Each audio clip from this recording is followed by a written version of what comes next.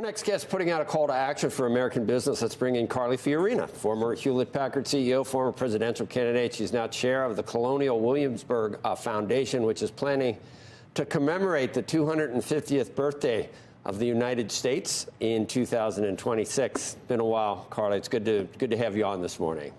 Good morning, Joe. Great to be back with you. Thanks for having me. So many different angles to take on this, Carly, and I'm not going to allow my usually somewhat skeptical, cynical viewpoint to take over here, because we really don't have any choice. The alternative to not doing what you're saying is to not do nothing. But here's what I'll say. The United States should celebrate its great business community that we have here, and the business community should also celebrate being part of the greatest country in the world. That's how we should start. Well, let's start there, Joe, because it's the right place to start. By the way, I also have the great privilege of serving as the national chair for Virginia 250. And I recently wrote an op-ed for Fortune, which talked about the fact that the greatest economy in the world, the most vibrant economy in the world, didn't start in the United States by accident. It started here because entrepreneurship was actually invented here in Virginia when the Virginia company said to settlers, you can own a piece of your work. Intellectual property was enshrined in the Constitution. Private property was enshrined in the Constitution. We have a system of government that encourages risk-taking, that tolerates failure as well as success. That is why this is the most vibrant economy in the world. And in 2026, we will be 250 years old. What I have found in this work is that when we tell the whole story of our history, it is unifying. It's a difficult story in many ways. It is a celebratory story in many ways. It is a redemptive story. But here's the truth. This nation has led the world, continues to lead the world, and American business is part of what makes this country so unique. And so to your point, they need to be a part of this celebration. I don't even want to do any buts, but I got a lot of buts. So, I have a lot of. But first thing I was going to do was introduce you to Arthur Brooks, because he's swimming uphill for years, but trying to make people happy and trying to heal our country and the divisiveness, and it's just gotten worse. So whenever he comes in, I say, Arthur, whatever you're doing, do something else, but he's eternally optimistic about trying to do it. Here's a but. When you saw the State of the Union, do you think President Biden and its administration has a healthy view of American business? Do you watch that? Do you watch their price gougers, inflation mongers, overpaid CEOs? Everything business does is wrong, according to the Biden administration. Why should business turn around and try to help out in that point when they're not appreciated at all?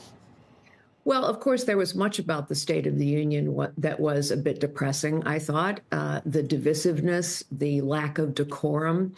There were many things I could say about that State of the Union address. There's a lot of butts, Carly. A lot of butts. Let me start with Arthur Brooks, whom I know well and whom I admire greatly. Yep. Here's what I know. Setting politics aside, which is toxic and divisive, most Americans want to know our whole history. That's not just me talking. That's my experience here at Colonial Williamsburg, but it's also what the data says. Americans want to learn about our history. They're willing to learn about our history. And just as 23andMe and all these Ancestry.com, why are people so interested in where we all come from? Because we know that if we don't know where we come from, we don't know who we are.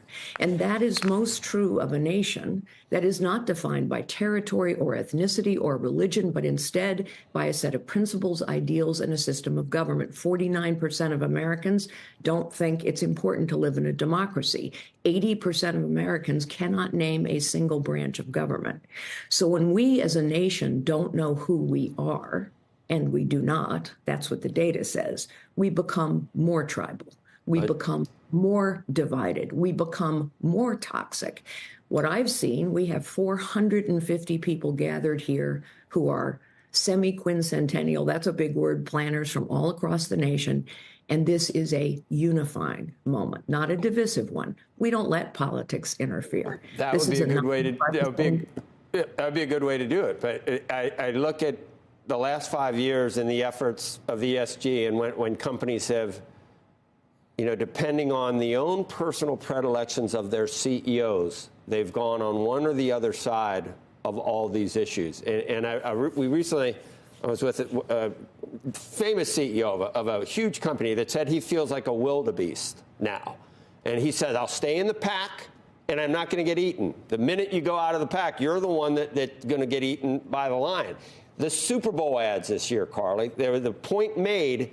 They didn't want to alienate anyone because they've learned their lesson over the past couple of years. So how do you get corporations to become civic-minded without looking like they're ramming their own opinions down, customers' throats? Yes, well, it's a great question. Look, I've sat in the CEO chair, and I understand the pressures when CEOs or heads of institutions take a position on a certain issue or a certain policy matter. Yes, they can get their heads handed to them. However, what we're talking about here is business engaging in the full discovery, commemoration, and celebration. That sounds good. It's not political. The story is the story. The history is the history. Let me just give you an example. Of how to wade through this. I'm going to tell you 3 things that are factually true. The writers of our Constitution, our Bill of Rights, and the Declaration of Independence, all Virginians, by the way. They're all canceled, Carly. They're all canceled. How do you do this when they're all canceled now? Gee, Joe, if you'd let me finish, I would tell you. Okay, go ahead. All Virginians, all slaveholders.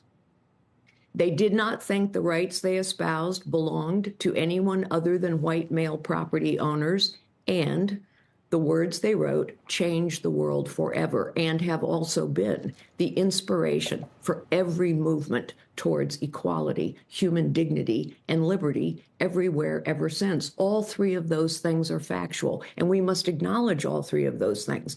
But my experience tells me when we acknowledge the whole story, it is a moment for people to come together and say, yes, these founders were imperfect and flawed. Yes, their call to liberty was accompanied by unbelievable subjugation, not just of the enslaved, but of Native Americans. And yet, ours is a redemptive story because we are working as citizens to build a more perfect union, which is our role and has always been our role. And business is a big part of that.